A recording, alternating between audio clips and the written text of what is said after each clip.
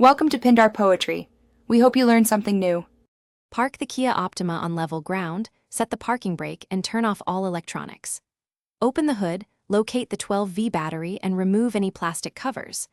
Before touching terminals, wear gloves and eye protection and always disconnect the negative terminal first to reduce short risk, then remove positive. Gather a 10mm wrench, battery carrier strap, battery terminal cleaner, and replacement battery specified by the owner's manual for group size. Allow 5 minutes for any capacitors to discharge before proceeding. Start by loosening the negative terminal clamp with a 10mm wrench and move it aside, then loosen the positive terminal to fully isolate the battery. Next, remove the battery hold-down clamp or bracket, keep the mounting hardware, and note its orientation. Lift the battery straight up using a carrier strap. Typical lead-acid batteries weigh near 30 pounds, so lift with legs, not back. Inspect the battery tray and cables for corrosion. Clean the tray with a baking soda and water solution, and dry thoroughly before fitting the new battery.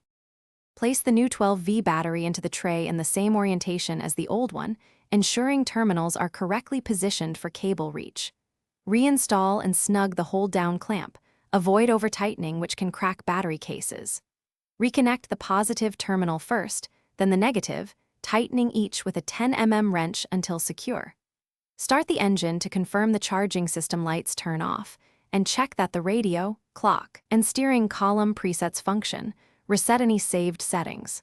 Finally, take a 10. Thanks for watching. Consider subscribing if we helped you.